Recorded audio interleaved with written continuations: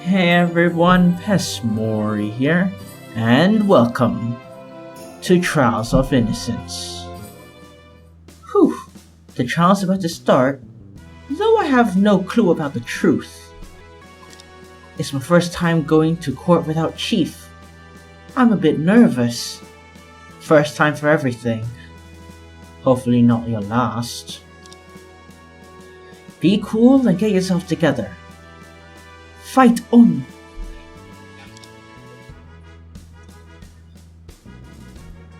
Sis Luna, you look so pale. Are you okay?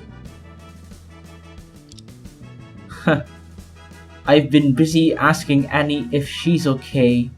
It feels weird about her asking if we're okay. But then again, she also did that on the bus ride, so I don't know. Annie caught me. Without Chief around, I'm a bit nervous. Also, with Miss Sapphire's careless personality and her sussy actions at the crime scene. Hey, Sis Luna, don't think too much. There's a saying, seemingly, we'll cross that bridge when we come to it. This is specially made lemon tea number 134. That many? It can soothe your nerves. Please enjoy it. Thanks. Gulp, gulp, gulp. Ah. Whew, much better. Oh, one more thing. Annie, the defense assistant today is empty. I've already asked, and even an intern without certification can participate. How about you sit next to me today? Really? I'm so glad! Then I can closely observe your brilliant defense. That remains to be seen. Hope I won't be defeated by the prosecutor so quickly and leave in embarrassment.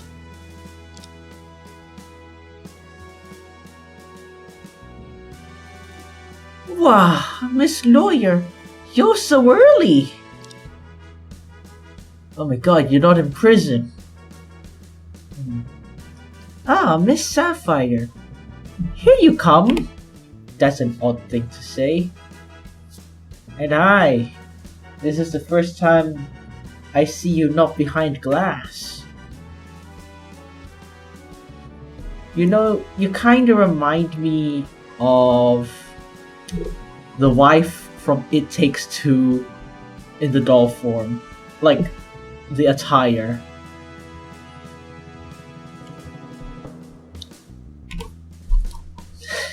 Wait, I mean, I don't think you guys know, but like, the last time I played It Takes Two was like 3-4 years ago. No, it was 2 years ago. My bad. So, yeah, my memory's a bit hazy. What? What?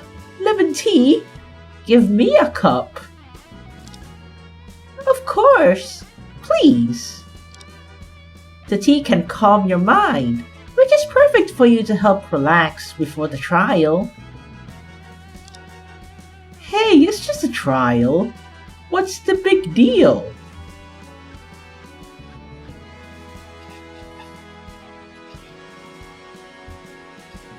What?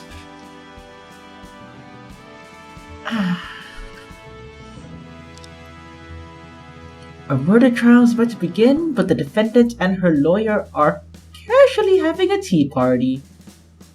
Hey, I wouldn't have it any other way. Actually, I hate tea. So, yeah. Not me, but her, I guess. Thanks to you two, I'm not nervous at all. By the way, Miss Sapphire, I want to ask the question I didn't get to ask yesterday. What? Any other questions? What do you mean? She literally Whatever.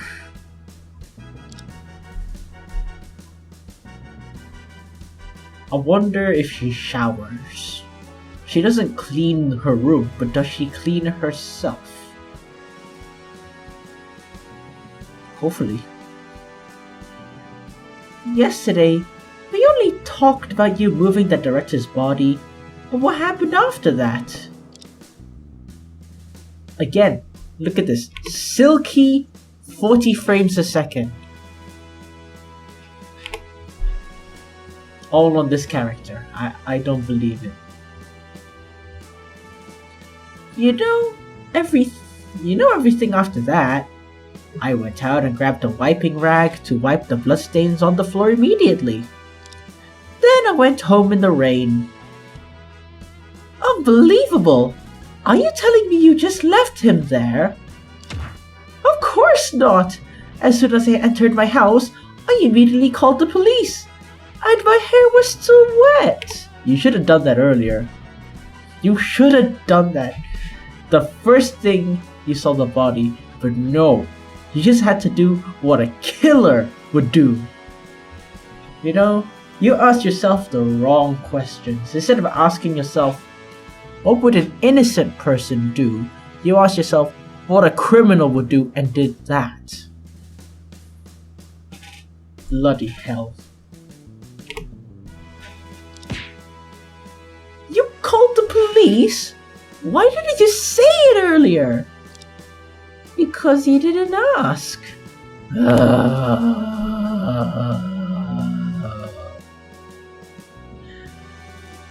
I'm glad Annie's smiling, or else I'd be frowning. I've never heard of it before. How much information haven't you told me yet? Maybe some unimportant details? Really? 1 minute and then the trial begins. Defendant and attorney, please be positioned immediately. What should I do? I haven't even finished yet. Calm down. I believe with you two, winning is absolutely a piece of cake. What pose is this?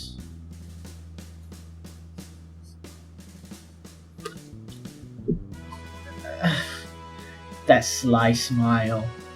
I mean, you know, if she fails, literally, she loses literally nothing by failing. But you lose so much if she fails. I'm surprised you don't give a shit.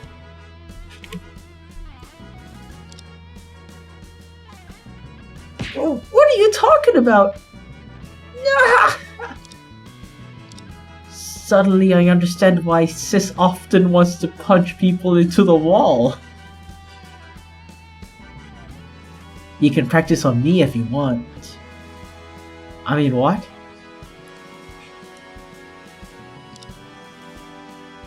Sis Luna, are you okay?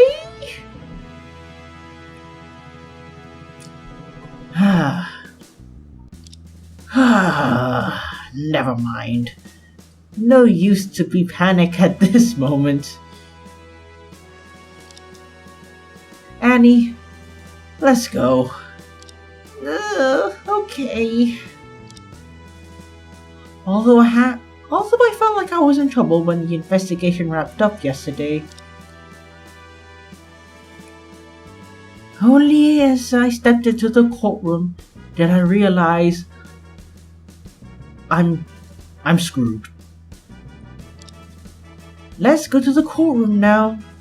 Hopefully everything will be fine.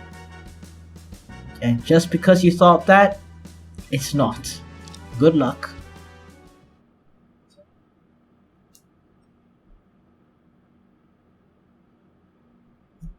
Huh? Well, the trial for Zoe Sapphire, a researcher intern for the Crimson Ultra-Realistic Robot Research Center.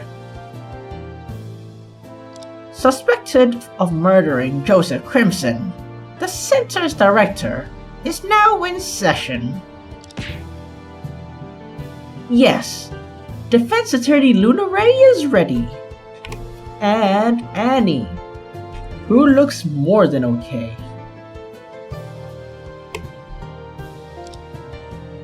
Miss Ray, you don't have to shout so loudly. I can hear you. Sorry, I'm a bit nervous. Oh, I noticed Mr. Drake is not at the defense bench today. Chief Mr. Drake is currently occupied, so I'm handling the defense all by myself this time. Ah, I see. Looks like everyone's in the courtroom today. Except me. Looks like everyone in this courtroom today, except me, is freshly new. Freshly new? Prosecutor Schubert is handling the trial today. Like you, he doesn't have too much experience.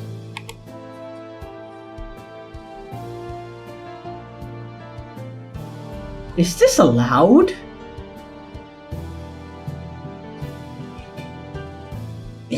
I don't even know anymore.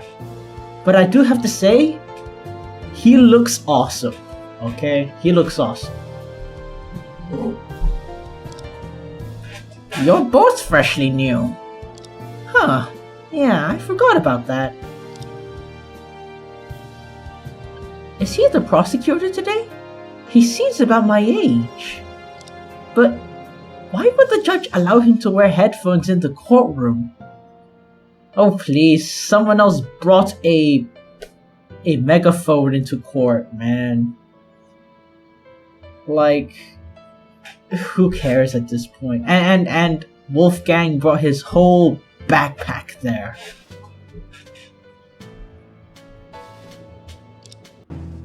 So at this point, who cares, right? So, Prosecutor Schubert, are you ready? 陆检，你戴着耳机听不到吗？ No, the noise cancelling. Speak up. 检方准备完毕了吗？吵死了，我听着呢。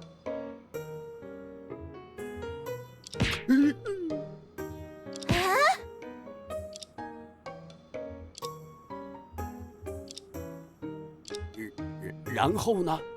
你怎么不说话了？那个，要开庭喽。所以呢？所以我是说，现在要开庭了。那又如何？什么那又如何呀？现在可是要开庭了呀！那么，请吧。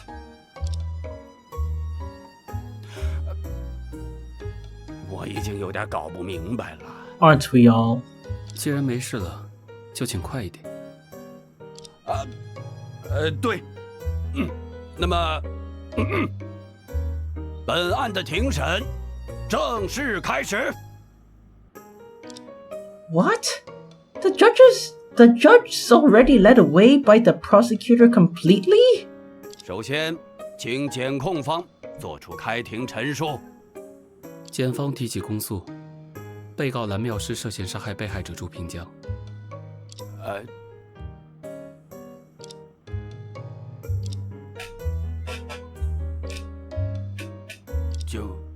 就这？这个检察官是怎么搞的？冬雪姐姐，这个检察官哥哥好奇怪啊。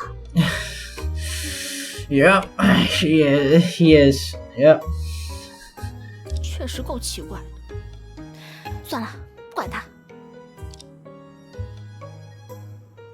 If he continues like this, it's perfect for me. I'll try to secure an acquittal today. Impossible. 那么，如果开庭陈述已经结束，就请检控方传唤第一位证人出庭吧。Luna, you forget. You're in a game inspired by Ye's attorney. The only way that she gets acquitted is if if someone else gets thrown in jail. We all know that. Why? I don't know.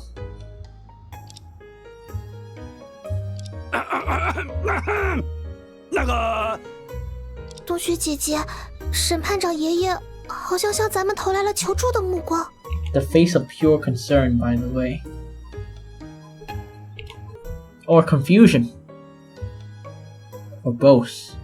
辩护方没有意见，请传唤证人。啊，太好了，快传唤！ The judge looks so relieved. Unbelievable.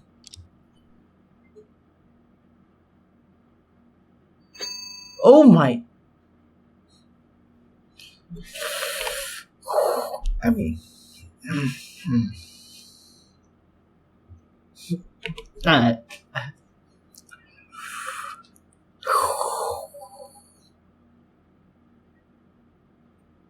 Man, the amount of breathing I'm doing. I might need to buy a plant and put it here. Maybe I should name it Charlie as well. Oh man.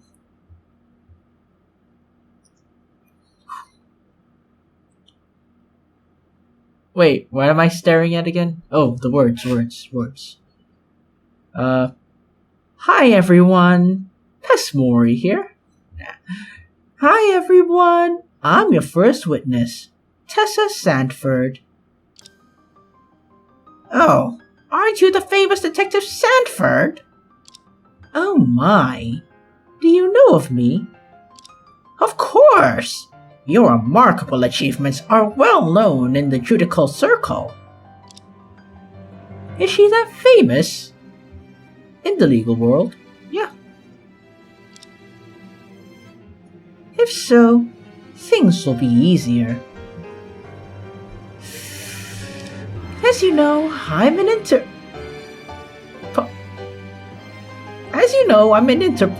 As an Interpol, I'm very busy. Let's get this done ASAP. They just let you bring that in here? What's next? Is that guy with the sword, gonna be revealed as a prosecutor? And then he's gonna bring that shit in?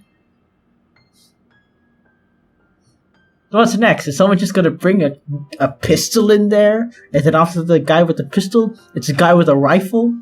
Then after that is a guy with a 50 cal sniper? Where does it end? Where does it end, bro?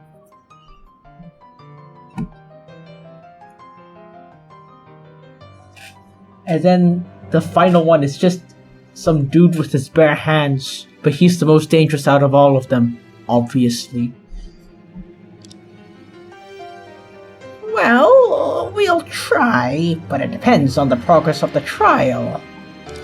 Don't worry, the situation in this case is clear. It won't take too much time to explain. Is that so? Of course. I can guarantee that explaining the case will take less time than resolving a gang fight on the way. Okay, how much does a plant cost? I feel like my room is running out of oxygen based on how much I'm inhaling. God damn.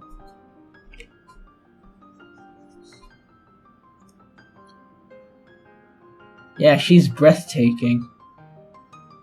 As in making me take so many breaths.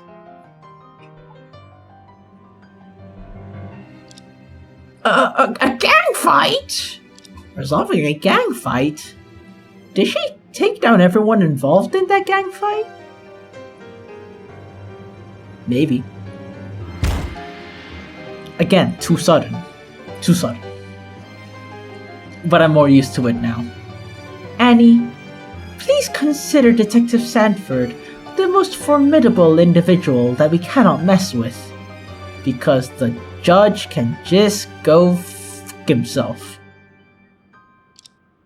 Even though I don't understand what it means, I'll write it down. Again, confusion and worry. Name. Occupation. Huh? Whoa! This guy actually speaks sometimes. Witness. Your name and occupation. Okay, sweetie.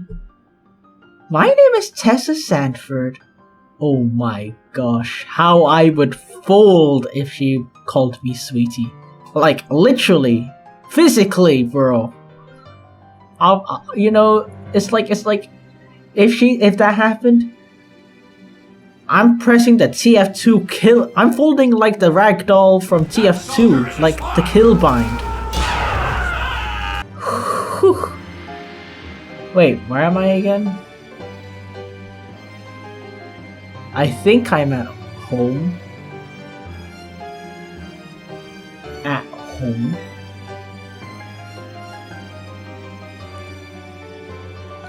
Is that grammatically correct? Ah, whatever.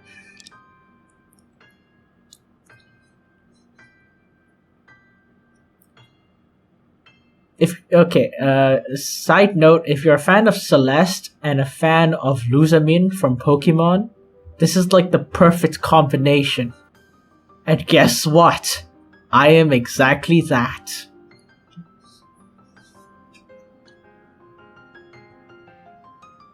Oh man.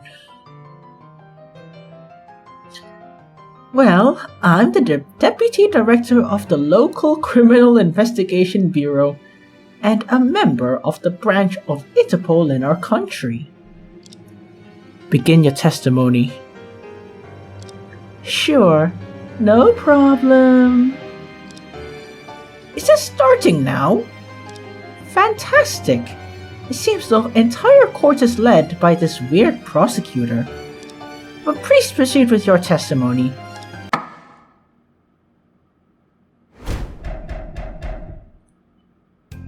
According to the autopsy report that's hopefully updated, the crime occurred between 4 p.m. and 6 p.m. on November 8th.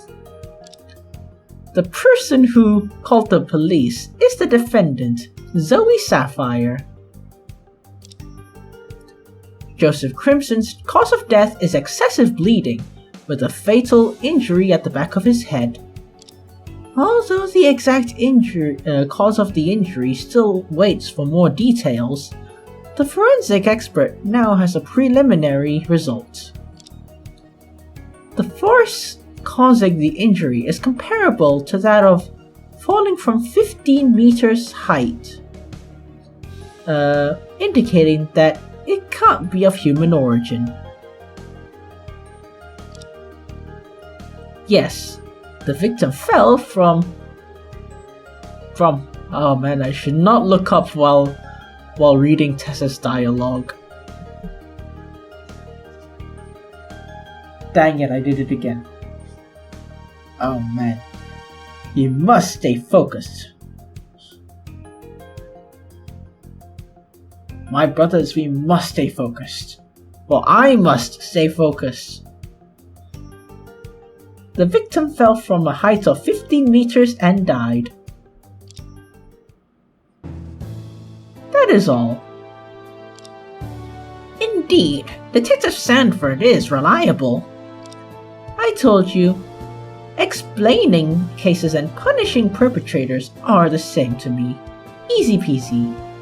So the director fell to his death? I thought the cause of his death was more sci-fi. You know, as a scientist?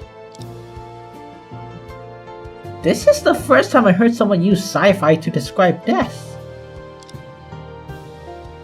Maybe someone remotely controlled a robot to commit the crime?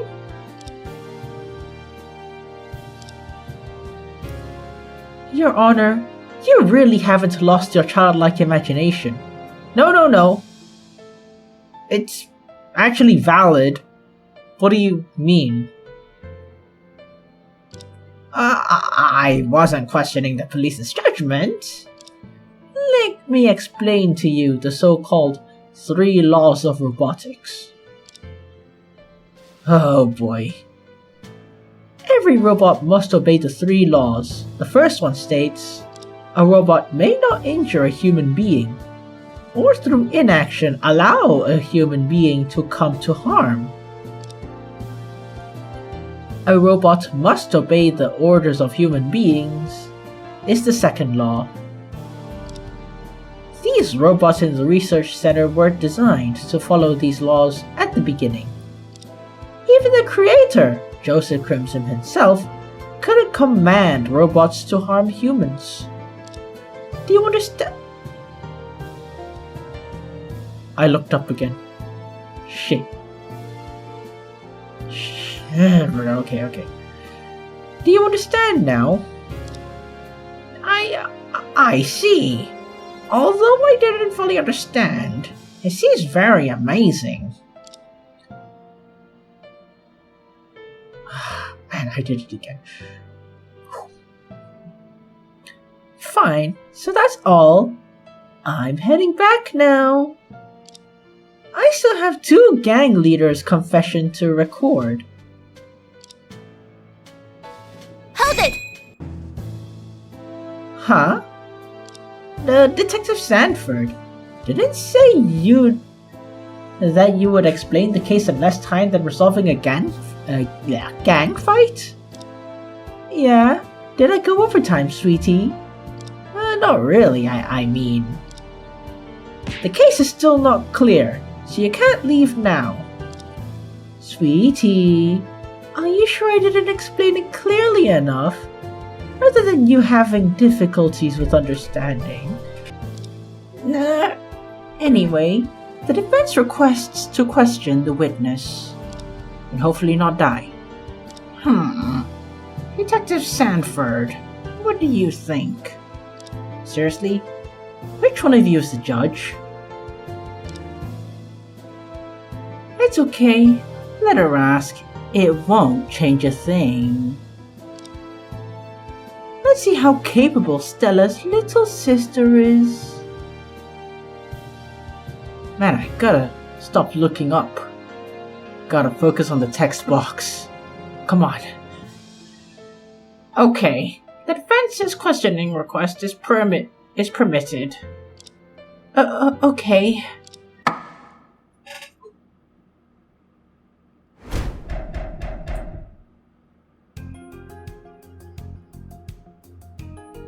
Hold it! From 6 p. Oh man, I can't even think straight.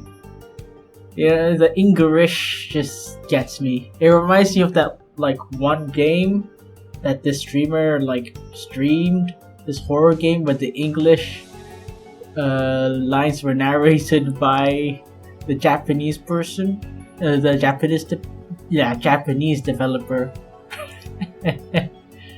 Oh man, same vibes, bro. Now that I'm thinking about it, I can't stop laughing. Shit. Okay, from 4 p.m. to 6 p.m. So there was a 2-hour error range? Yes. The body was placed in such an obvious place. It should have been discovered quickly. Why is there such a long error range for the time of the incident? Sweetie, don't get mixed up. The time that the body was discovered is not the same as the time of death. Is that so? First, the director might not have been dead when found, and even if he was, his death might not have been discovered right away. Oh man. Man, I gotta...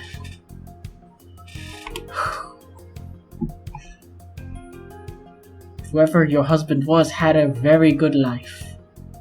Had, unfortunately, but I bet every second of his life was lived to the fullest. You know?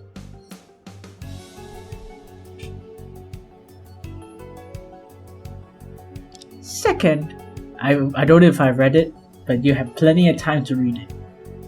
Second, the Crimson Ultra Realistic Robot Research Center, say that 5 times quickly, is located in a remote suburb. Because it's a nationally classified institution, There are neither villages nearby nor local police stations. So if I were to steal from them... After the heavy rain, the road was nearly impassable. It took a full hour from the time of the call to when we arrived. Who knows what happened during that time? Yeah, that makes sense. Not to mention, someone conducted extremely unprofessional actions of moving the victim. This foolish way of moving only complicates the condition of the body. I see.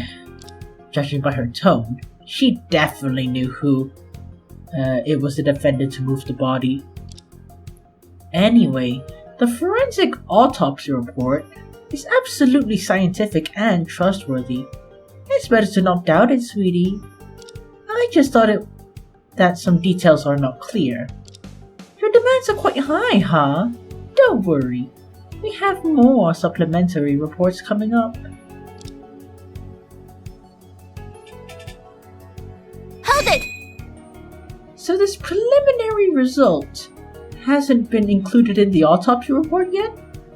That's right. We still can't confirm the exact moment of the crime. I looked up again. But through forensic test... Okay, eyes down. Okay. Through forensic testing, we have a preliminary judgment. Okay. If the autopsy report is absolutely unquestionable, I might have to start from this preliminary result to find a breakthrough. Hold it! So she did call the police? I just found that out before the trial. Seriously, aren't you her lawyer? How on earth do you communicate? With great difficulty. The case was taken too hastily, so I haven't clarified many things yet. Right now I'm the one who wants to shout seriously. If Miss Sapphire is the one who called the police, does it mean she's unlikely to be called the killer? To be the killer? She clearly has not played Among Us. Yes, I have encountered situations where I have witnessed the imposter do impostoring and reports, type shit. Naive. I don't care if she did it out of guilt or had some other motives. Even if she is the one who called the police, it doesn't make her less sussy. In fact, according to Among Us logic, it makes you more sussy. Baka.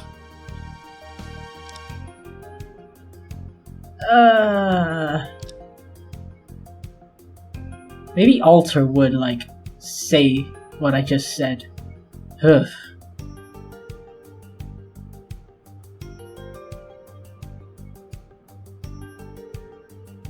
Hold it! Didn't I just... Oh man. No! I didn't mean it. Okay. Hold it! Can we be sure that the injury was absolutely not caused by a human? Absolutely certain.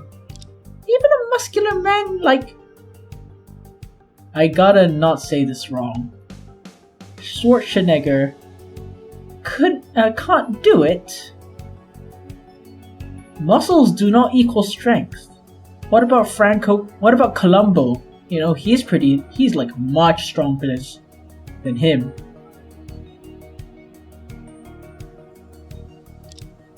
His words, man. Arnold said so. Well, perhaps it's possible if it's the Terminator using full force. So it needs to be a strong force? Sorry to bother you. May I ask, what is the Terminator? Oh, don't worry. it'll be back. He's a very powerful character in the movie. A robot guy with a body full of muscles and metal inside. Wow! So the killer in this case is this Mr. Terminator? I would just deny it outright. But considering this is in a secret laboratory, the chances are not zero. I wish it were. You never know. Anyway, with the power of human alone, no weapon can cause such mass destruction.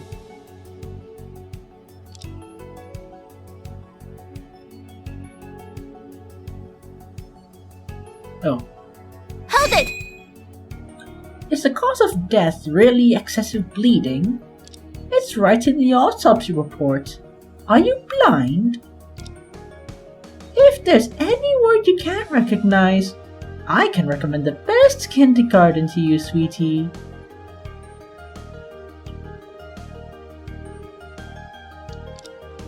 No need. I mean, if the cause of death is excessive bleeding, isn't it a bit strange? Looking at the photo of the scene, there aren't too many bloodstains around the body. Sweetie, are you messing with me? Huh? I told you yesterday during the investigation the body was moved. How do you know there weren't many bloodstains at the first crime scene? Well, I'm just checking. Trials are a serious matter. Don't interrupt me with such a boring question next time. Yes.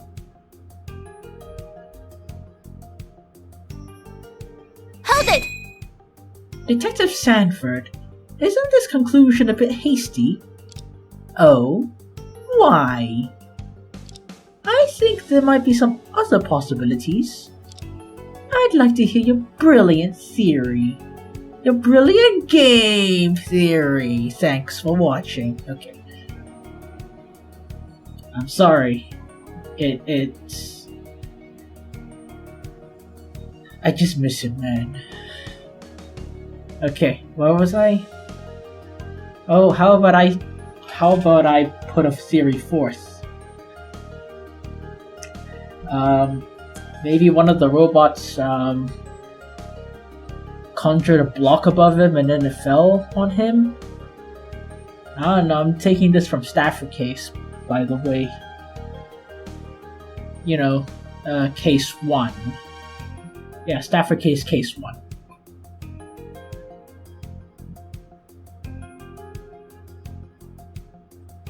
If you fail, I will use electric sparks to make a scarf around your neck. No need, I have scarves at home. I'm thinking, if the injury couldn't have been done by a human, what about non-human? Oh, non-human? Then what could it possibly be? I remember the world's first detective novel. The killer was a strong chimpanzee. Oh, so is there a chimpanzee race in the center? A mechanical one. Maybe. It's normal for a research center to have some animals inside, isn't it? What, are we gonna bring the chimpanzee to court now? It's not like I haven't seen it before. But, you know, still. It's not the weirdest thing. If the chimpanzee's strength isn't enough, what about an elephant or something? Then it's possible. Oh, why not just bring the whole zoo into the court then?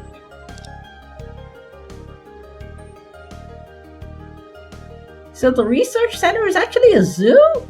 Full of suspects. Yes. Absolutely right.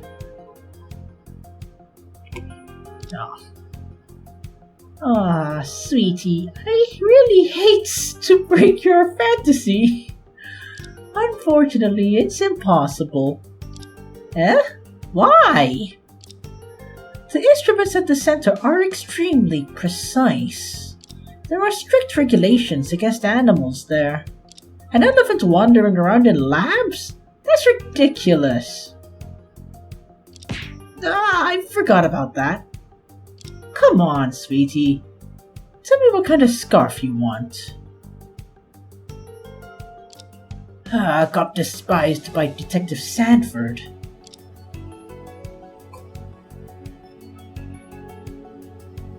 Although Detective Sanford seems like impatient while testifying, her testimony is impeccable. She really is a seasoned detective. Sis Luna? What's up, Annie? Are you okay? I don't quite understand. Does Detective Sanford really mean the directors fell from a high place and died? Judging from the autopsy report, yes. But in the movies I watched, there are often people jumping from the third floor and are unharmed.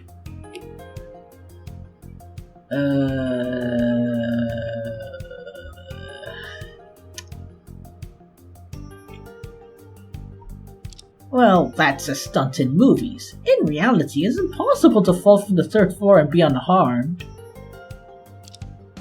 Stunt? What's that? Sounds amazing. Wait, something seems wrong.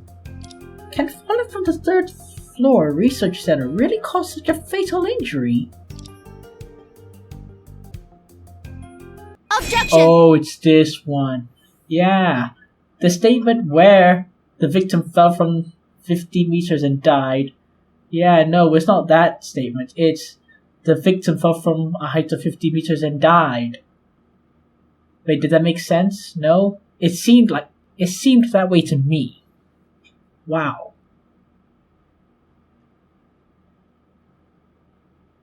Detective Sanford, is this your final conclusion? Isn't it the most reasonable conclusion? Sorry, but it's impossible. Why?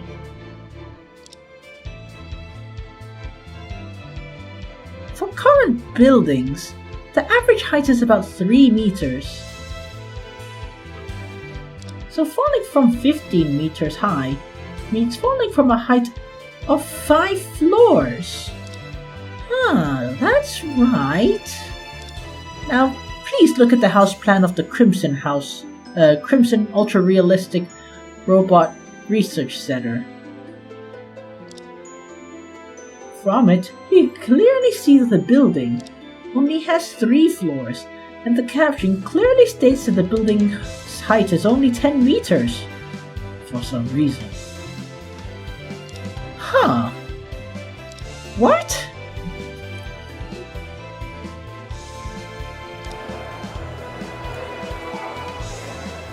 Order. Defense, please explain that. You've investigated the center, and there's no tall structure on the rooftop. Therefore, there's no 15-meter height difference in the center.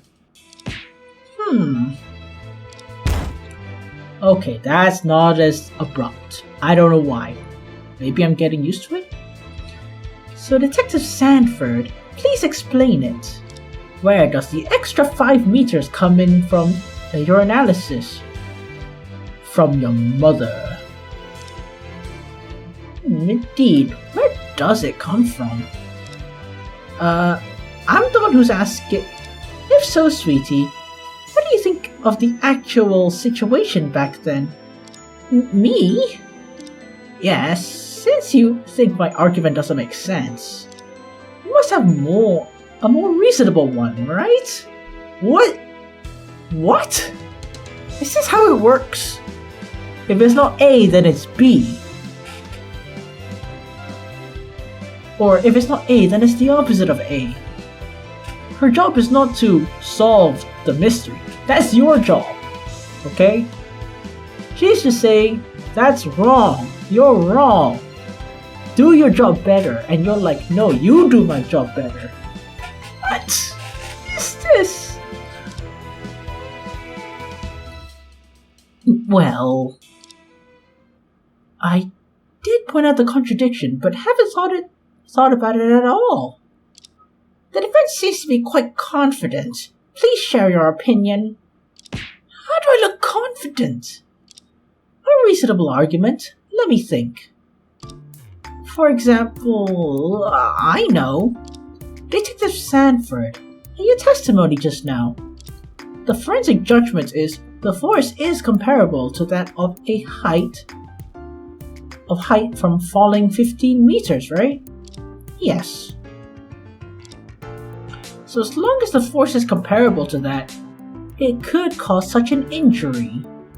So the victim might not necessarily have died from falling from a height, right? Theoretically, yes. But in a situation where human strength can't cause such an injury, and robots are not allowed to harm humans, other than falling, I can't really think of any other possibilities. There are other possibilities. Really? Sis Luna, do you have anything in mind? I've thought of a lot of possibilities, but none of them have any evidence. Whatever. Let me take a guess. Maybe I'll turn out right. Now's a good time to bluff. Sweetie, it seems you have an answer now. Loading screen for some reason. Okay. I think the cause of the director's injury might be...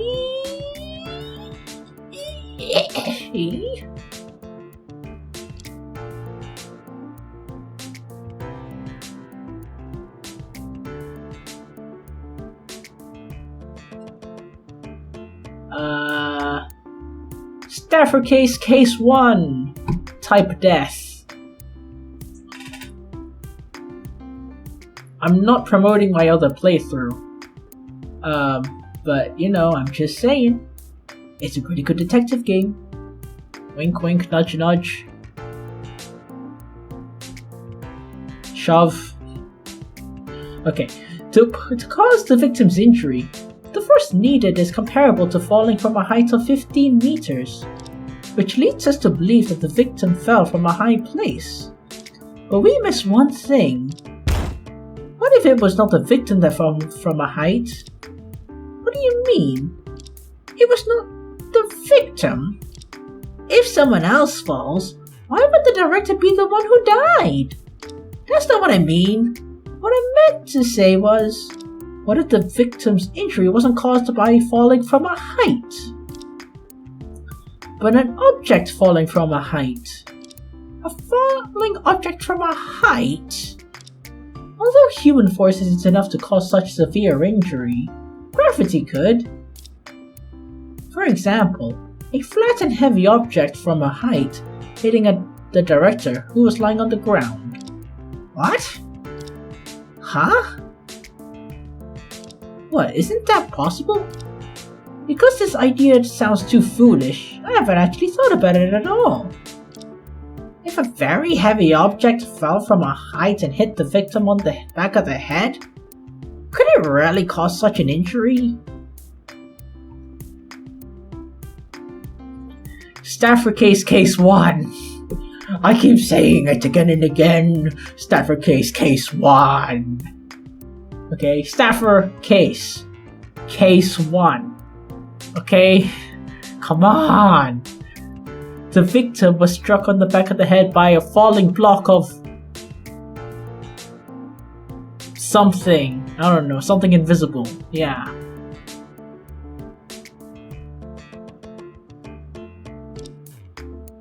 Although it's hard to imagine, the police couldn't rule out this possibility.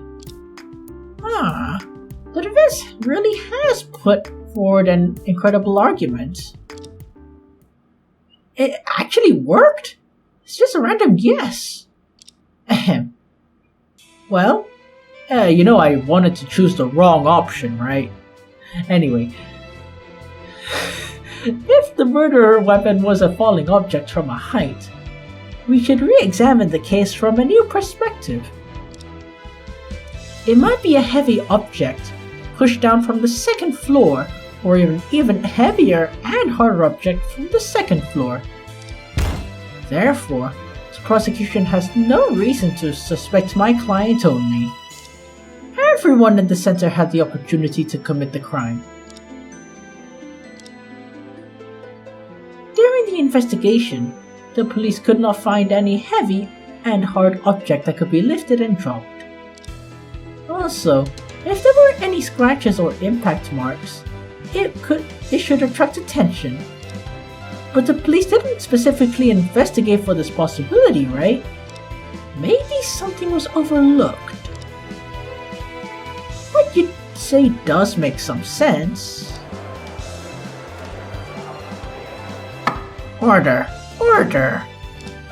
Well done, Sis Luna. It seems you've completely gained the upper hand. Oh my gosh, look at that smile! Oh, to smile so brightly in a courtroom of all places. Imagine that. Great. Now almost everyone in the courtroom is with me, for now. Let's take this opportunity and continue.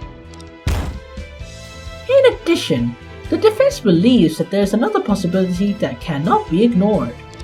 Another possibility? Let's step back for a moment. If the director did fall from a height of 15 meters, then the center couldn't be the real crime scene because there is no place with a 15-meter height in the center. Is that possible? Please take a look. When the director's body was found, it was placed on a handcart. So it's possible that the victim was killed elsewhere, then transferred to the center.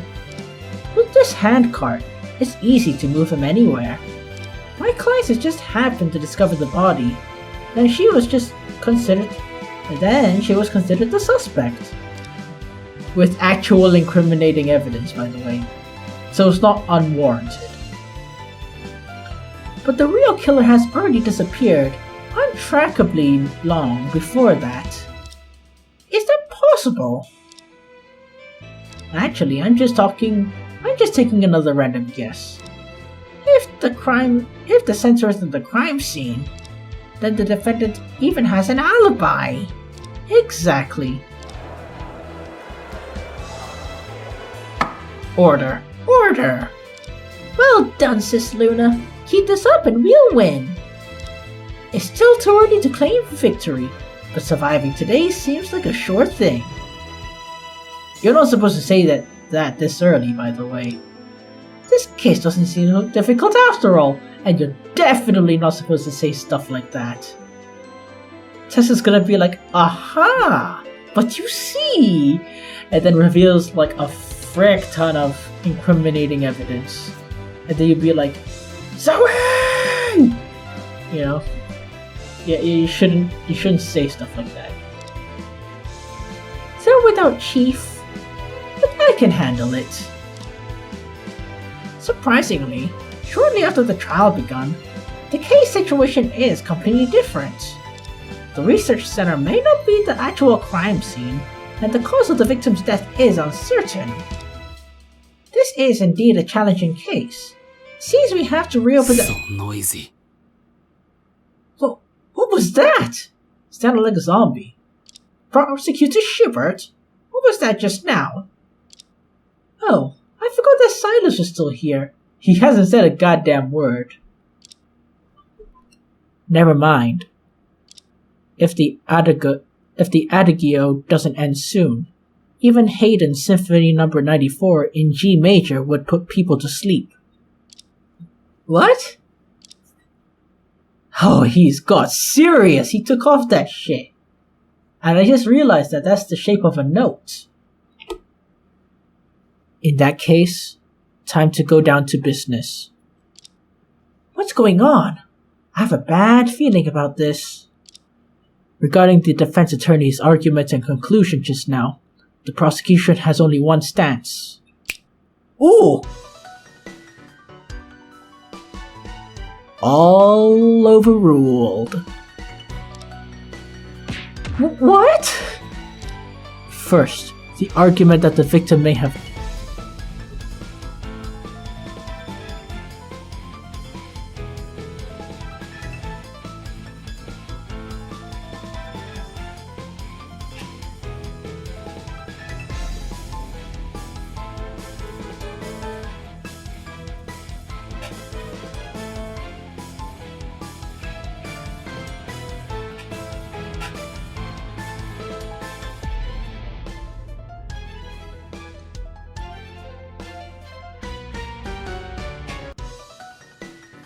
damn. Okay. Composer, where are you? I want to hug you right now. Okay, maybe that's not a good thing. Composer, you need a raise right freaking now. God damn.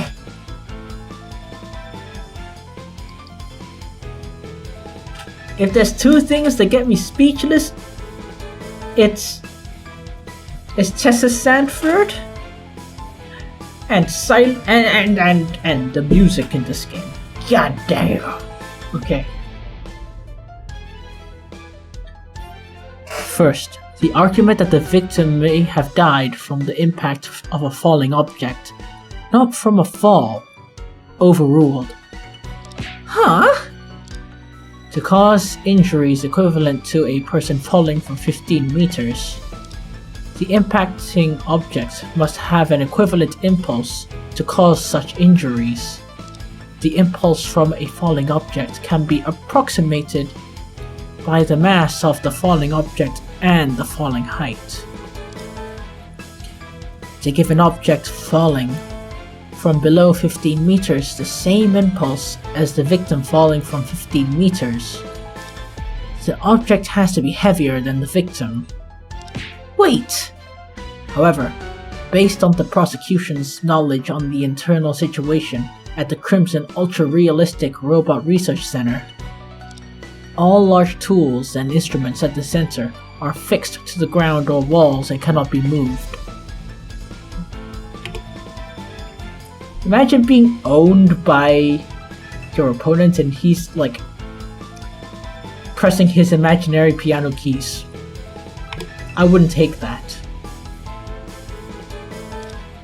All movable tools, without exception, are lighter than one person. Therefore, it is impossible for the victim to die from the impact of a high-falling object. Well, second, the argument that the crime scene may not be at the Crimson Ultra-Realistic Robots Research Center. Overruled. Oh man. He's composing the match. He's composing the court. It seems the defense attorney has not conducted the necessary pre-trial investigation. Due to the need for large tools and instruments, the height of every floor is approximately 3.3 meters. As there is still ongoing construction, a deep fountain pit has recently been dug behind the tunnel. The height of the third floor is around 8 meters, and the pit is slightly more than 6 meters. Thus, the drop-off from the third floor to the bottom of the pit is about 15 meters. Therefore, the Crimson Ultra-Realistic Robot Research Center fully meets the conditions to be the crime scene.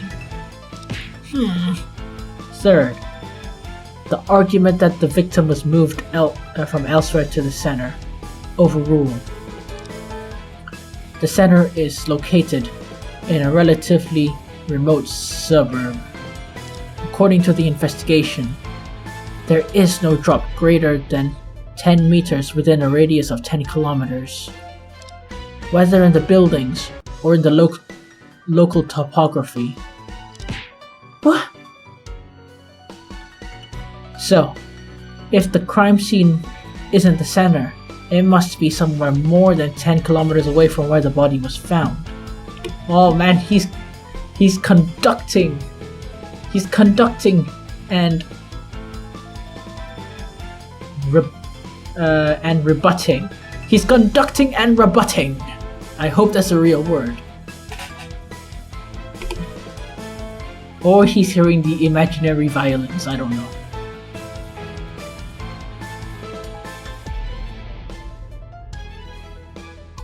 In that case, moving the body without leaving a trace would be significantly more challenging. No one would push a handcar for 10 kilometers after committing a crime. That's absurd. Unless the defense can present solid evidence, it's better not to make baseless statements. Objection! Even so, other people in the center could also overrule. As mentioned earlier, the drop from the 3rd floor window to the bottom of the pit is exactly 15 meters. Oh man, he's got you in his sights. The victim must have been pushed from the 3rd floor of the building. At the time of the incident, no one besides the defendant could have pushed the victim to the deep pit. To verify these points, the prosecution now applies to submit new evidence. It's my turn now. Please, go ahead.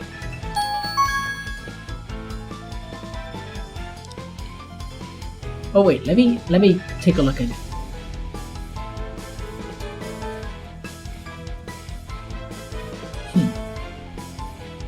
This is a report about the construction pit, detailing the information obtained after investigation. First, we need a luminal reaction at the bottom of the pit. We detected a luminal reaction. Given the heavy rain during the incident, the prosecution views it as evidence that the victim was once in the pit. In addition, the pit is below the window of the 3rd floor's stockroom. Apart from the stockroom window, there's no other spots on the 3rd floor where the victim could have fallen into the pit.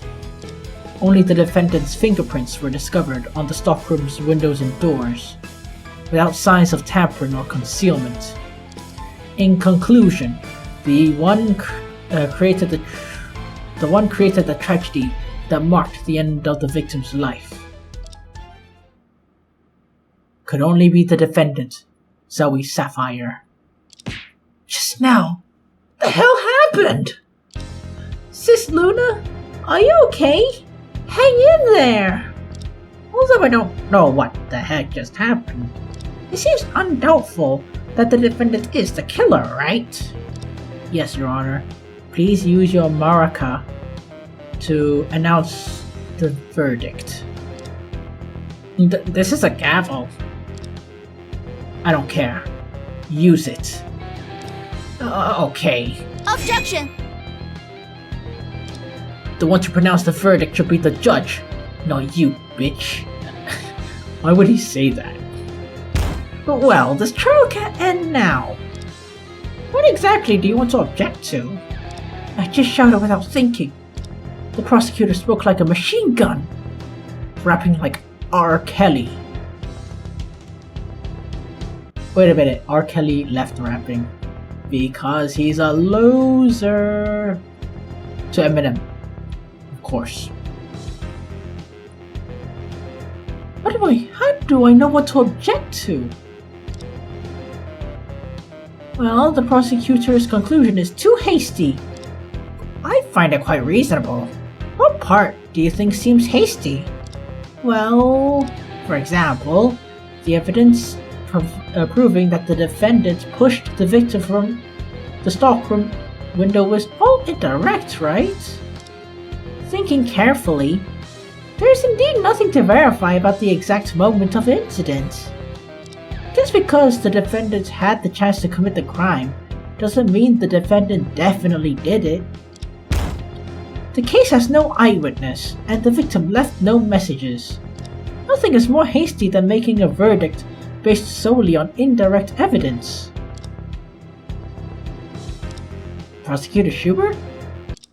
I'm listening. He just spoke like a machine gun for a few minutes, and now he's back to heedless state as at the beginning of the trial. No need for me to explain it. Detective Sanford? Oh, my turn again. Silas is indeed a naughty child. Oh my.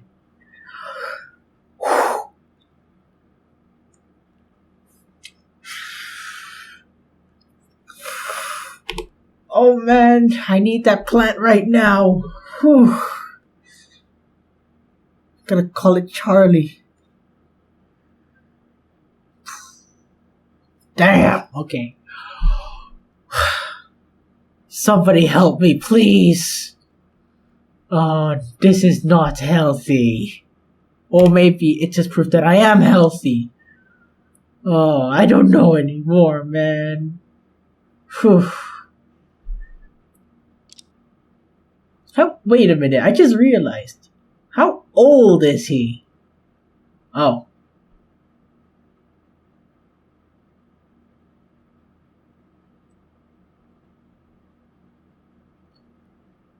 Huh, okay.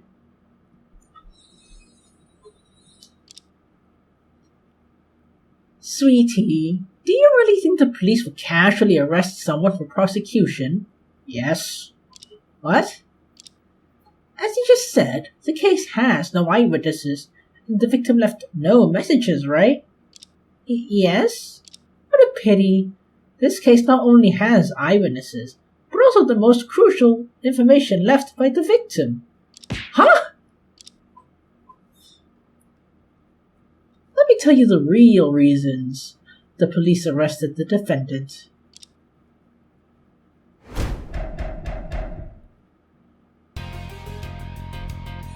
Firstly, the defendant was frequently scolded by the victim, providing a strong motive for murder.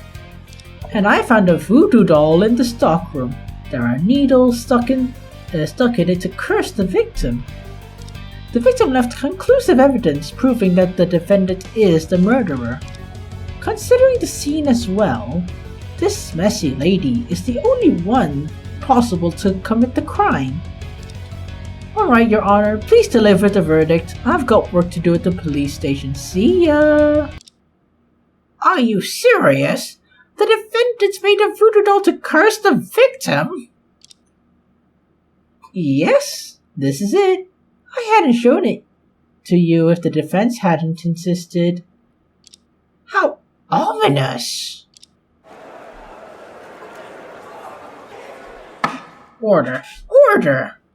Miss Sapphire, now you should really understand what goes around comes around. I never expected such malicious thoughts would come from such a laid-back lady. Actually, she made the doll only to curse the director with a cold. Who would possibly believe that? Not even I would. The police seemed to investigate thoroughly before making the arrest. Defense, it's your turn to question. Is it necessary? Well, then the answer is no. We better follow the procedure. I'll just stay with you a little longer, even though it won't make any difference. Even so, the trial can't end unclearly.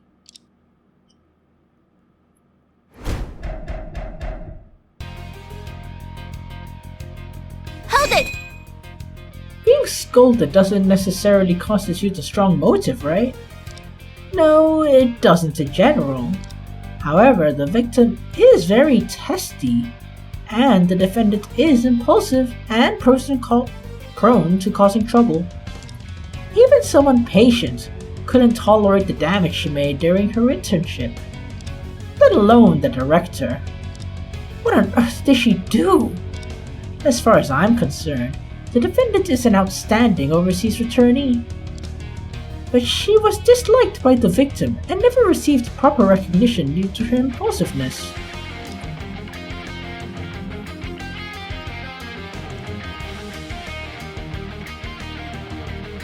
Whew.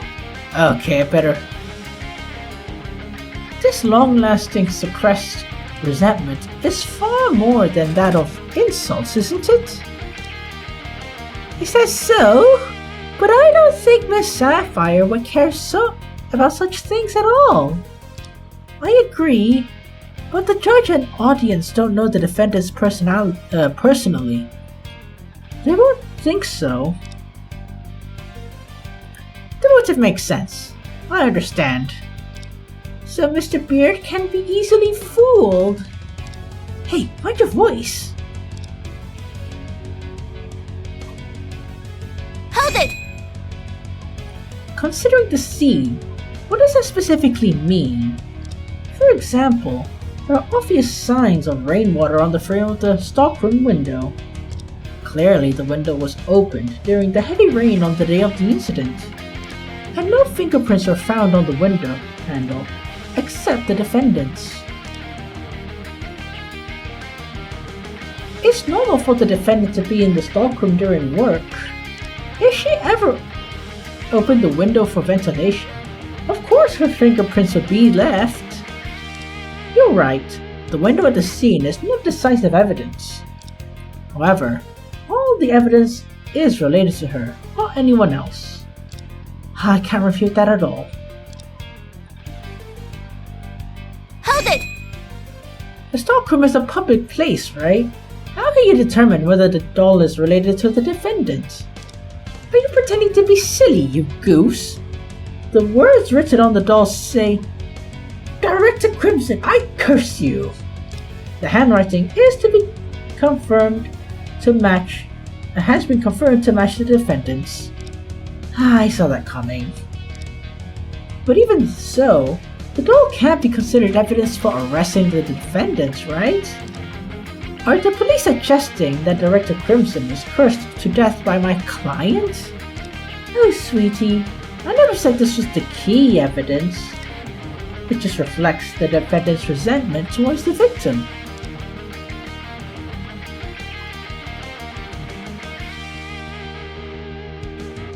Hold it! The victim left conclusive evidence. Why am I not informed of it? Why should you? There are a lot more you don't know, sweetie. The victim left a direct message telling us that Zoe Sapphire is undoubtedly the murderer. Huh? There's a message? Is that true, Detective Sanford? Absolutely. What should I do? Should I continue to question? Yes. She claims to have evidence, but avoids mentioning it directly in her testimony.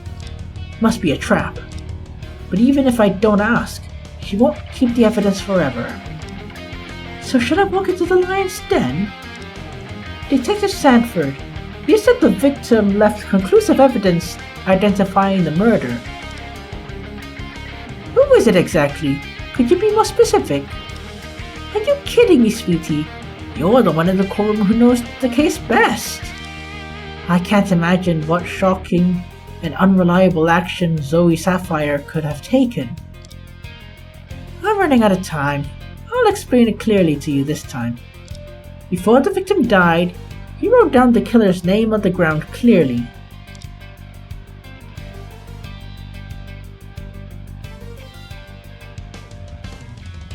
Hold it!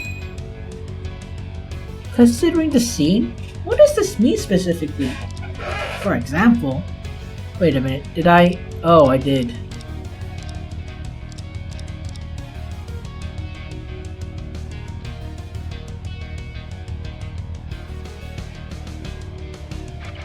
Hold it! Don't rush off, I haven't finished questioning. Do you know, during the time you've been pestering me, I could have prevented a bank robbery or caught a notorious jewel thief, like Rouge the Bat? With a few more minutes, I might have even dismantled a human trafficking ring. What? Your delay allowed so much evil to flourish, Miss Ray. Hey, I can't be blamed for that. Detective Sanford, please let me finish questioning. I'm begging you. After that, I won't stop you from saving the world. If I mean to go, there's no way you can stop me. Alright, for Stella's sake, I can retell the conclusive evidence, sweetie. But be quick, understand? Hold it! Why was I not informed of it? Why should... Oh.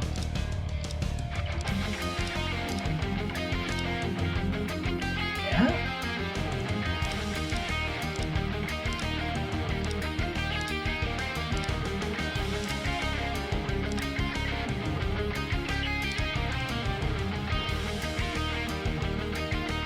Oh, it's right there. Who could have seen that? Okay.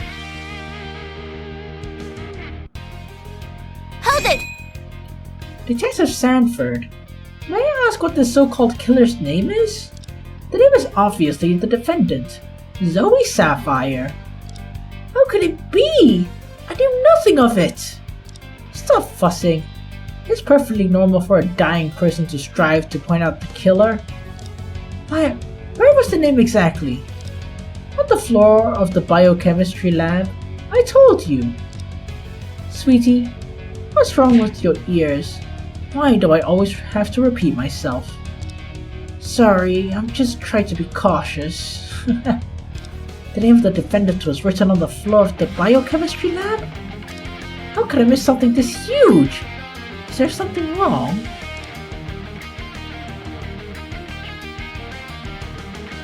Sis Luna, what should we do? There seems to be more and more evidence against us. I have no idea either. But Chief told me that evidence is a double-edged sword. Sometimes the more evidence there is, the more loopholes they may have. Should we try to get Detective Sanford to present more evidence? I'm not sure, but we have no other options.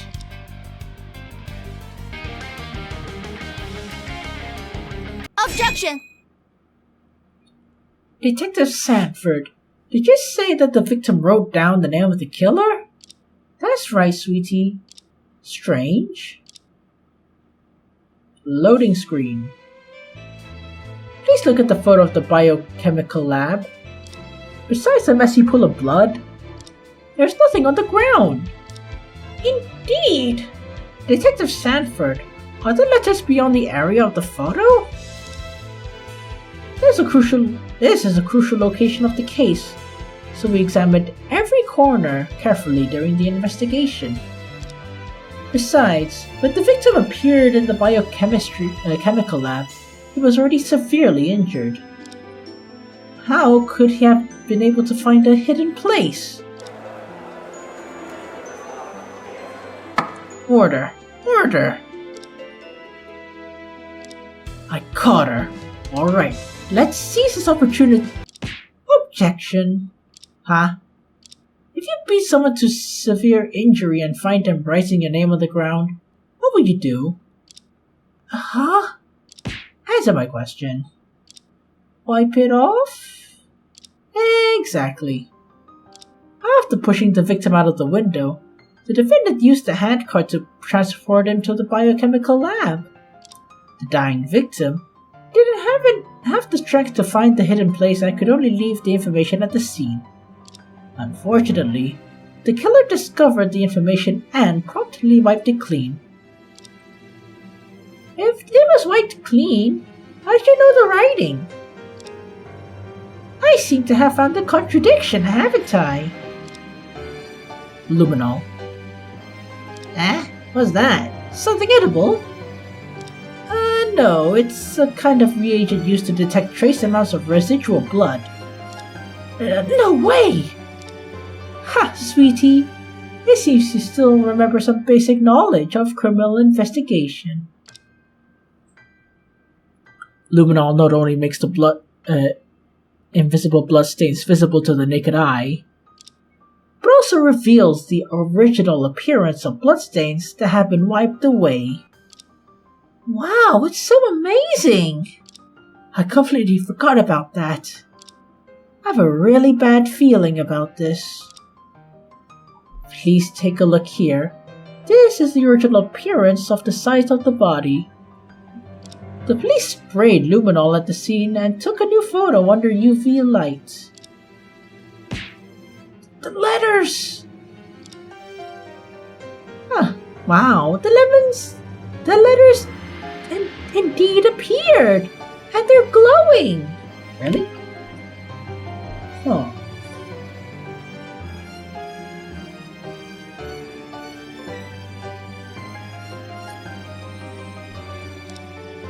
It's clear with this photo. The victim wrote down the name of the defendant indeed. How's it possible? The police have already confirmed the blood-writing Zoe is indeed the victim's. Furthermore, the handwriting has been verified to belong to the victim. Objection! Wait a minute. It's generally difficult to determine the handwriting left by fingerprints, isn't it? How can you be so sure that it was Joseph Crimson's handwriting? A reference. Huh? It's not easy to analyze the handwriting left by fingers, but we were lucky to find a reference. There's a whiteboard for taking notes in the director's office. The whiteboard! There happened to be some words written on it by the director's fingers with ink. Through comparison, the handwriting on the whiteboard and the blood writing at the crime scene are indeed the same person. How could it be? No wonder Zoe Sapphire messed up the bloodstains. She was trying to erase her own name! If this is a nightmare, please wake me up. That's enough. I spent enough time with you. I gotta go. Sweetie, you have anything else to say? Then my job is done. I don't have anything useful to refute the evidence. What else can I say or do for now? Before I leave, let me give you one last reminder. Huh? You're involved in this case not just to earn some commission, are you? Indeed. You can't even handle the situation, let alone uncover deeper secrets behind the case. Don't you realize you overestimate yourself? Could it be she's implying something to me? Take care of yourself. Oh my. Detective Sanford really comes and goes like the wind. Luna? Is this Luna? Are we going to lose? No! Not yet. There are like 5 cases or 7 to this case. To this game. I don't know. If it wasn't for Detective Sanford's reminder, I would have forgotten why I came here. What hidden secrets are behind Director Crimson's death? Is the research center related to them? Are there any more clues left from the incident 5 years ago? I took on this case for something more than just winning. But now I can't even protect my client. This is embarrassing. If I continue to be down, even Annie would look down on me, let alone Chief. Thanks to Detective Sanford, the truth to this case has been revealed.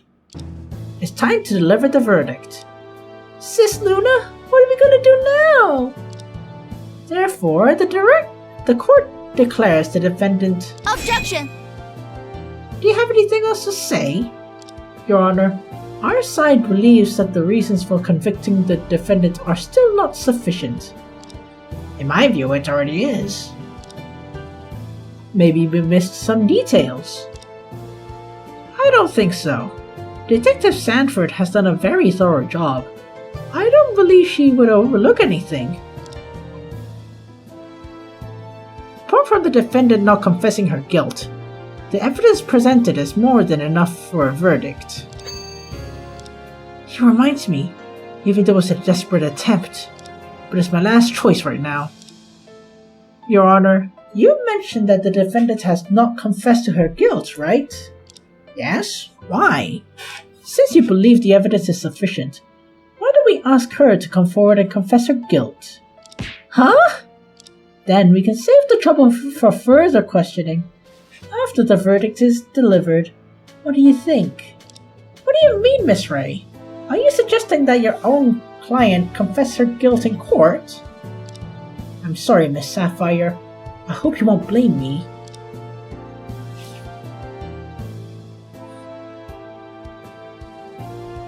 Oh my gosh. She's a bit too cheery, eh?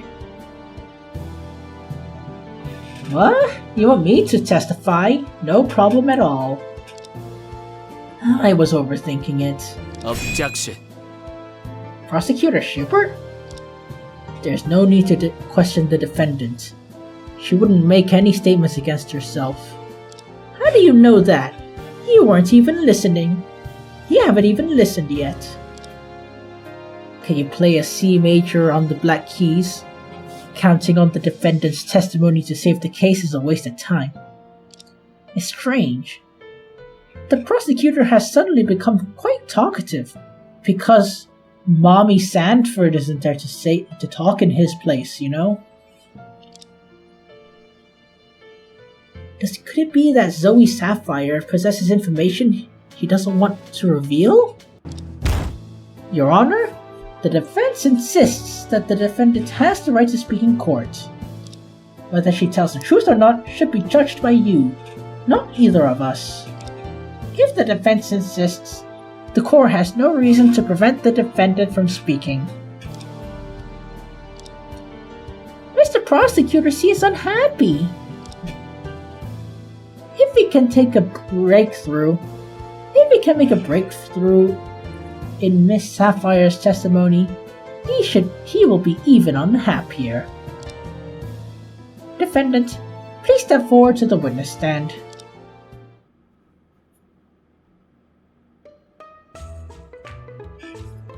Hello everyone, it's nice to meet you. Please be a bit more serious. Defendant? What's that on your head? Oh, this is a clothespin. A clothespin? Why is it on your head? Why ask? I lost my hairpin, so I grabbed it to clip my hair. Young people, too lazy to even look for a hairpin. But hey, very creative. Please don't generalize all young people, okay? I don't even have a clothespin on my head, and she's older. Neither do I. Imagine how we would look if he had a clothespin on his head. Let's begin. Name and occupation. Time to introduce myself. My name is Zoe Sapphire, female. As for my occupation, I'm an intern researcher at the Crimson Ultra Realistic Robot Research Center. Look at her smile in court, as if she isn't gonna be arrested for murder. I'm 27 years old, unmarried. I love fish and pork, and I am easygoing. What is this, a Tinder profile?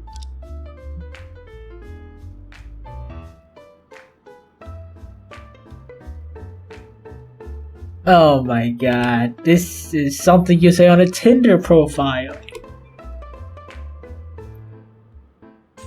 My zodiac sign is Aquarius, blood type O, and as you can see, my measurements from top to bottom are...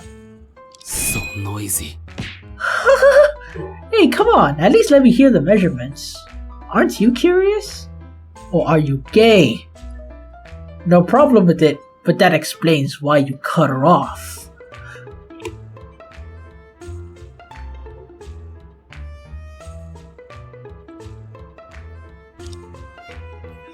You better stop here.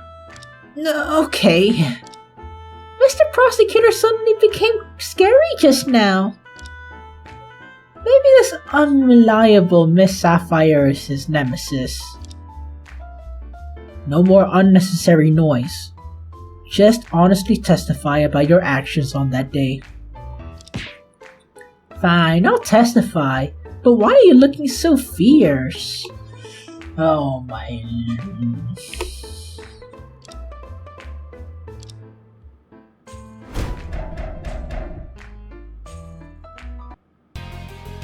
I never intended to kill the director. I just made the voodoo doll to curse him with a cold. That afternoon, I left the stockroom for some affairs.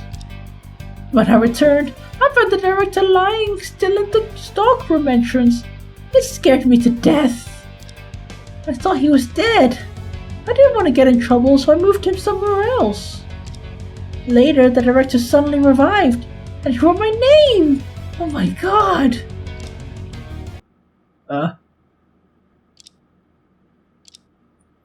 Revived? Oh my god, my head is aching.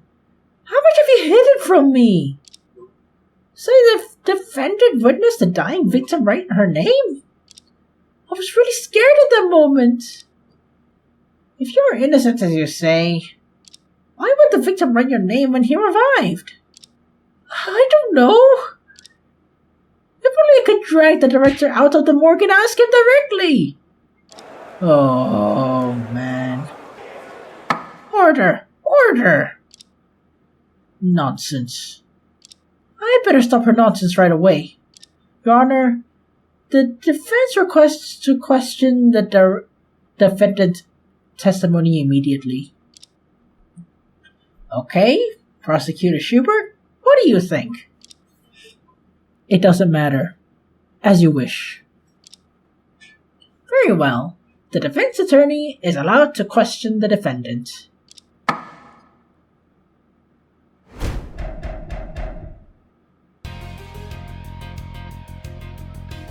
Hold it! How old are you? Why would you believe in such things? I'm just venting my grievances. I can't prick the director in reality. You can, but it's not legal. I heard a bit about this kind of ancient curse from the elders in my village. That sounds amazing. Tell me more. No. Why she's concerned about such things in her own trial?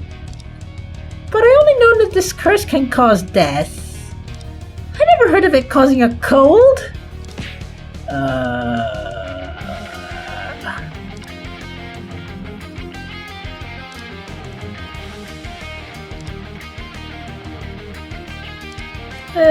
What's wrong, everyone? Did I say something wrong? Annie, I think from now on, you should drink more tea and talk less. Alright. Hold it! Didn't you confirm his death at the time? I was scared at the moment. How could I have dared to check the body? That makes sense. So she also has a normal side. Besides, Director Crimson always looked like a walking dead. It's normal even if I mistook him for a corpse at first glance. Forget I said anything. Anyway, I can't remember the details, I was just shocked. And then all I could think about is pushing him away quickly! Pushing him away quickly! Pushing him away quickly!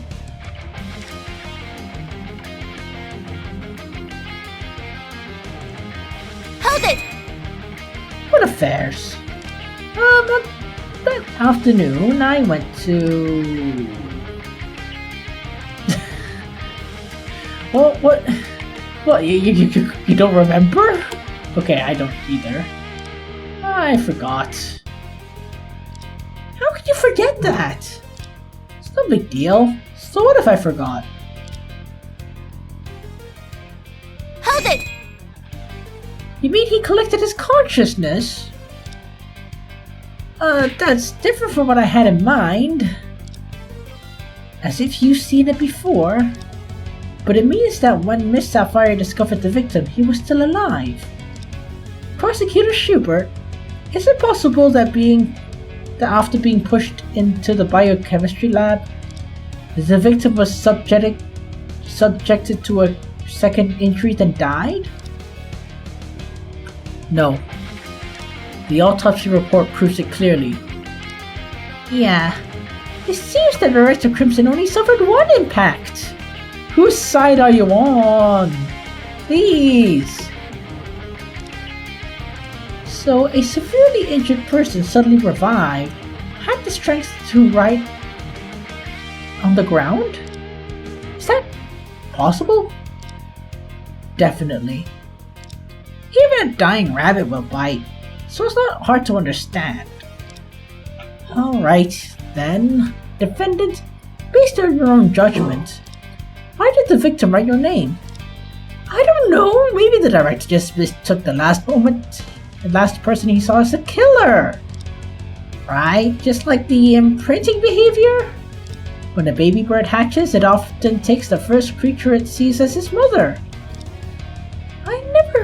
identifying the killer with imprinting. Hold it! You mean when you left the stockroom, Director Crimson wasn't there? But when you came back, he appeared? That's exactly what happened.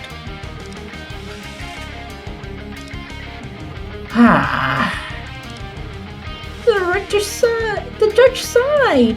It seems he completely doesn't believe what Miss Sapphire said. Although I knew that yesterday, didn't ask for enough details back then. Can't let it go, but ask for more details. Please provide more detailed information about your testimony. For example,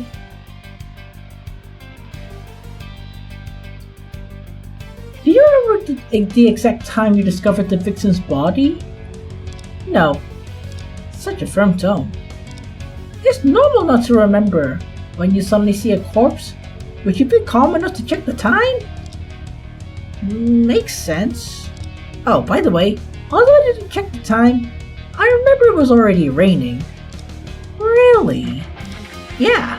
When I returned to the stockroom entrance, it had been raining for over half an hour. When was that? Let me see.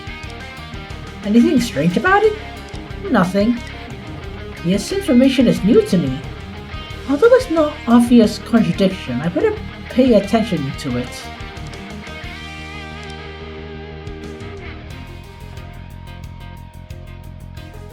How were the director's injuries when you found him? It was gruesome. The blood was everywhere. Was his blood still flowing at the time? I didn't look closely, but it should have still been flowing. When the director wrote in blood, his blood hasn't completely coagulated. It means that only a short time has passed from the time the director has been injured to appearing at the stockroom entrance, right? So, although this is important, it's not needed for now. Anyway, it's a terrifying scene.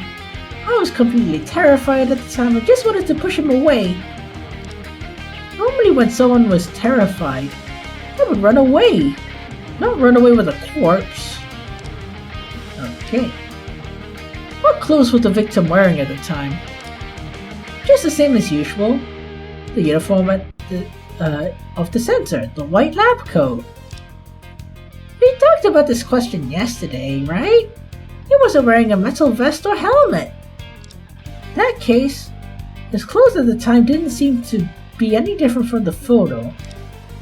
It seems that one, except for the parts stained blood with red with blood, it was all clean and white.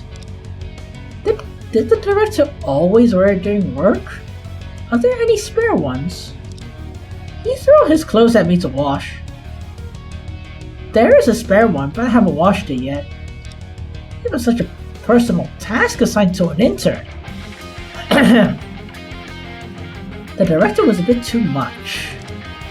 I think according to Mr. Prosecutor's inference, isn't there something strange about the director's clothes? Thinking it over, something does seem wrong.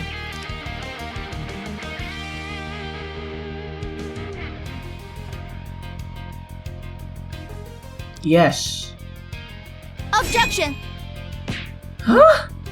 Miss Sapphire, thanks to your testimony, I finally discovered a fatal contradiction in the prosecution's evidence.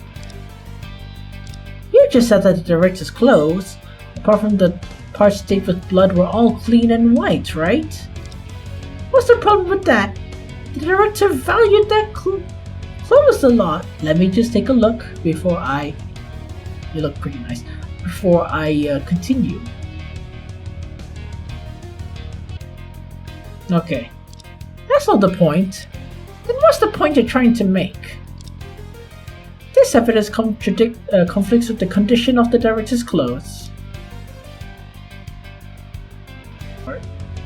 Ah. That's it! The contradiction with the victim's clothes lie in the weather report. Weather report? The weather report from the day of the incident clearly story states that from 4 p.m. to 5:23 p.m., there was a thunderstorm in the area where the center is located, and the rainfall is extremely heavy. The estimated time of death is between 4 p.m. and 6 p.m. In other words, there should have been a heavy downpour at the crime scene when the victim was killed. That means, according to the prosecution, the victim died for being pushed into a pit next to the center building. If that's the truth, why are the victim's clothes so clean? Why are you shocked? Falling into a pit in a downpour would not only soak the clothes but leave a lot of mud stains. Exactly. The prosecution's claim about the cause of death doesn't hold up. Order. Order! The prosecution seems to be daydreaming again. Leave him alone. Now we need to press on with full force. My client discovered the body with the victim's clothes the same as in the photo. The contradictions: the prosecution claimed that the victim fell into a deep pit. The defense argues that the pit couldn't have been the actual crime scene. Therefore, the claim that Zoe Sapphire is the only possible culprit falls apart. So noisy. Huh? Prosecutor Sherburne, do you have anything else to say? Dealing with this guy for a long time will definitely give me a heart attack. The defense's claim has already been refuted by the prosecution earlier. Your refutation has presented a decisive contradiction. Are you going to ignore it? Yes. What? Because it's not even worth discussing. Since that's the case, let me generously explain the flaws in your feeble contradiction. He's gonna do that again. Firstly, the defense claims that it was raining heavily when the crime happened. Overruled. According to the weather report, the heavy rain started at exactly 4 p.m. and the estimated time of death mentioned at the autopsy report is also 4 p.m. to 6 p.m. The times overlap. The times appear to overlap, but this is a very subtle overlap. Based on both reports, these two events could have happened simultaneously at 4. And according to the weather report, at 4 p.m. the rain has just started. As long as the murderer moved the victim inside the building before the rain intensified, the body would not have had the chance to be fully exposed to the rain. With such a slight amount of dampness, it would dry within the time of a song. Then it would be difficult to detect any traces. But furthermore, the defense questioned the lack of stains on the victim's clothes. Overruled. Again? As I mentioned, at 4 p.m., when the rain started, there was no standing water in the deep pit. If the victim had fallen into the pit at that time, his clothes would have only been in contact with dry soil. It's easy to remove such traces, so it does not prove anything. Even if there was dry soil, there should still be some traces, right? Overruled. Why? The defense's argument is based on completely believing the defendant's testimony. However, the defendants could deliberately avoid mentioning what is unfavorable to her on the crime scene. The prosecution does not agree to take the defendant's testimony as fact so unconditionally. Why? 'Cause you's a bitch. I don't know.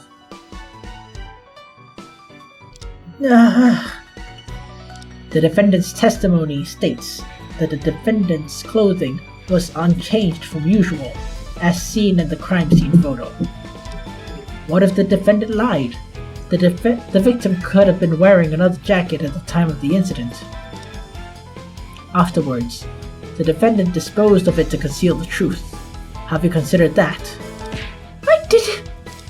It is only natural for the defendant, as the suspect, to lie for their own benefit. The court will consider her testimony as reference, not facts.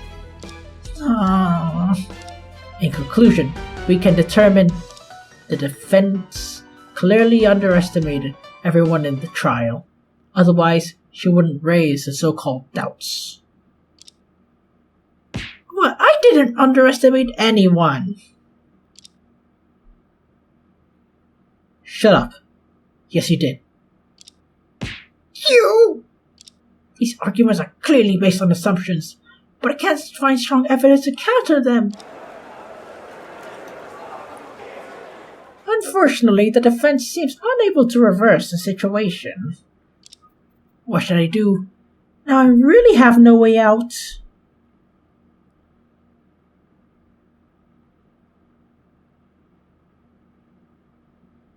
I held on for so long. Is there really no way out? Since that's the case, let's proceed according to the previous procedure. Objection! Who was objecting? It was me. Annie? Mr. Beard, I have a question to ask. May I? It's difficult to pursue such an adorable girl. Go ahead. The autopsy report mentioned the director's head had suffered a severe blow, so were there any traces of soil on his hair? What is Annie trying to do? No. If the victim fell before the rain intensified, even if his head was stained with dry soil, it could easily be brushed off. It doesn't change anything. That's not correct. I have observed at the entrance of the center, the soil there is clayey soil. Clayey soil, I don't know. She looks so determined. Go, Annie, go! The type of soil has a low sand content and good water retention properties. The deeper you dig, the moister it gets. Is that so? The information provided by Prosecutor Schubert earlier showed the pit was 6 meters deep. When my villagers plant lemon saplings, they only dig pits that are half a meter deep, and the soil there is already moist. The soil of that pit was already covered with a waterproof cloth, so the soil's moisture could be preserved. If the director fell into such a deep pit, even if he was wearing another clothes that appear clean, his hair would have definitely gotten wet. Clayey soil, which is hard to remove. Mr. Prosecutor, why didn't the police officers find any traces on his head? This question cannot be overruled. Oh, Annie! Annie's the goat! The goat! Oh. Annie, how did you know that? Everyone who works in the fields knows about it. So did I help this time? Of course you did. You're my savior! I love you so much, Annie! That's great then! Yay!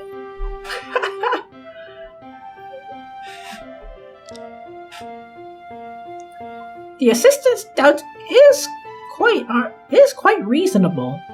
The court cannot afford to overlook this detail. Bailiff, contact the police at the crime scene immediately and obtain a sample of the soil from the deep pit. We will adjourn for 15 minutes for the sample. Thanks to Annie. Otherwise, I would not have made it to the end. And I still have a long way to go before I can stand on my own. During this time, Both the prosecution and defense should recognize your information and strategies. Well, we will now adjourn.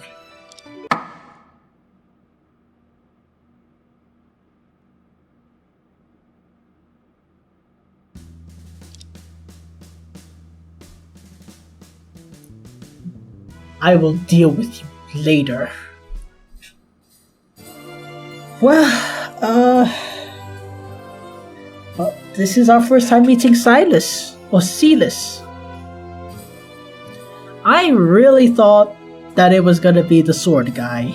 Unless it is the sword guy. I don't know. Or maybe the sword guy is the killer. Maybe. Either that or what's his name? Goldstein? Yeah, it could be Goldstein too. I hope not though. Yeah, I did mention before, right? Tessa is like a combination of Celeste McCoy from Tyrion Cuthbert Attorney of the Arcane and Lucimin from Pokemon Sun and Moon.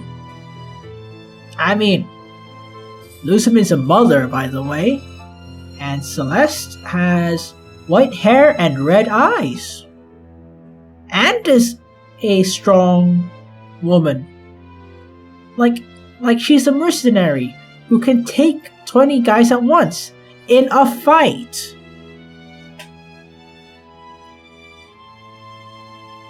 So, you know. Yeah, so Tessa really reminds me of them. And I gotta say, just when I thought that Stella's theme was fire, oh man, Silas's theme is way better. I don't even know how. I think it's because of my favorite instruments, like I said, acoustic guitar, piano, and violin. And this song, his song, has violins and a piano. It's just bliss for me, man. And, yeah, how come we didn't see the pit, or any signs of the pit? How is there even a pit? You know what? We'll figure that out next time, right? I hope. But if you ask me, I half think it's cyan. But then again, it could very well be Goldstein. Yeah, unfortunately. Anyway, not much to say. Silas, cool. His music, honestly, very goated. Tessa, very breathtaking. I need to buy a plant to call it Charlie. To replace the oxygen I keep, whenever I see it. Oh man. I need to get a spouse. I need to get a soulmate. No, I can't keep living like this. Anyway, I'm kind of looking forward to the next episode, so I'll just have to get to editing this. That being said, thank you so much for watching my playthrough of Trials of Innocence. And if you like what you see, stay tuned and stay awesome. Good night.